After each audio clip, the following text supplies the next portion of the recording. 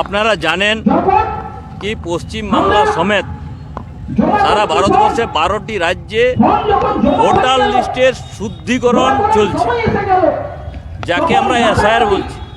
সেই শুদ্ধিকরণে সব রাজনৈতিক দলের এই কর্তব্য হচ্ছে রাজ্য সরকার সমেত ইলেকশন কমিশনারকে সহযোগিতা করা। আর সেই সহযোগিতার জন্যে ফর্ম নম্বর 7 আছে। ফর্ম নম্বর 7-এ আছে কারো নামে যদি কোনো অভিযোগ থাকে, অমুক ব্যক্তিটা এখানে থাকে না, কিংবা মৃত আছে, কিংবা এই ব্যক্তিটা এখানে নয় কিন্তু তার ভোটার লিস্টে এখনো নাম আছে, তার অভিযোগ সেই লোকাল বিধানসভার যে কোনো ব্যক্তি একের অধিক যতজন পারে ও দিতে পারে। আর সেই অনুযায়ী আমরা যখন এখানে পুরো খতিয়ে দেখেছি কি পুরুলিয়া জেলার মধ্যে যে 9টি বিধানসভা আছে আর আমাদের সাংগঠনিক জেলার মধ্যে যে 7টি বিধানসভা আছে তার মধ্যে বেশ গরমিল করে রেখেছে আপনার এখানের যারা ইলেকশন কমিশনের আন্ডারে কাজ করছে রাজ্য সরকারের কর্মচারীরা, তাতে অনেক এখনো ভুয়ো ভোটার অবৈধ ভোটারের নাম তুলেছে। তো তাকে বাতিল করার জন্যে আপনার অধিকার আছে ফর্ম নম্বর 7-এ ফিল আপ করে দেওয়া। পরবর্তীকালে তাকে হিয়ারিংয়ে ডাকা হবে, সে জানাবে কি হ্যাঁ তিনি সত্যিকারের আছেন কি না, তারপরে ভোটার লিস্টের নাম বাতিল কিংবা সে ভোটার লিস্টের নাম থাকবে, এই নিয়ম হচ্ছে।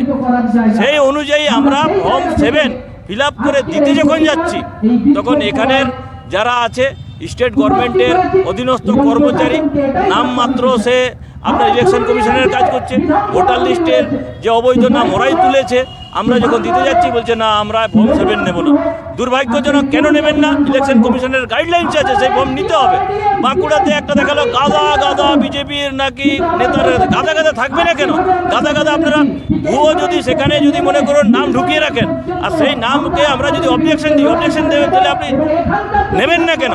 আপনি সেই ভোটার লিস্টে নাম তুলবেন না তুলবেন আপনার বিষয়, আমাদের হাতে নেই সেটা। কিন্তু অভিযোগ করার, অবজেকশন করার আমাদের অধিকার আছে, এটা সাংবিধানিক অধিকার আছে, সেটা ইলেকশন কমিশনার আমাদেরকে সে অধিকার দিয়েছে।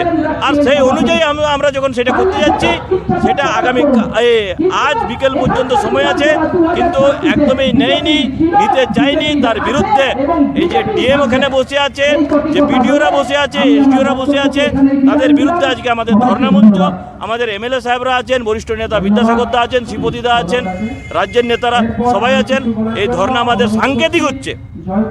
আজকে যেহেতু আখান যাত্রা আছে, আজকে পৌষ পরবের বিভিন্ন জায়গায় মেলা চলছে, সেই জন্য আমরা সাংকেতিক করেছি। আজকে কিন্তু সাংকেতিক করেই ছাড়ছি না, এর পরবর্তীকালে বড় আমরা আন্দোলনে যাব, আমি এই কথা বলে যাচ্ছি। আমরা লিখিতভাবে নির্বাচন কমিশনকে অভিযোগ জানিয়েছি, আমরা আরও জানাবো, এবং লোকতান্ত্রিক পদ্ধতিতে যেভাবে লড়াই করার কথা সেইভাবে আমরা লড়াই করছি, লড়াই করব।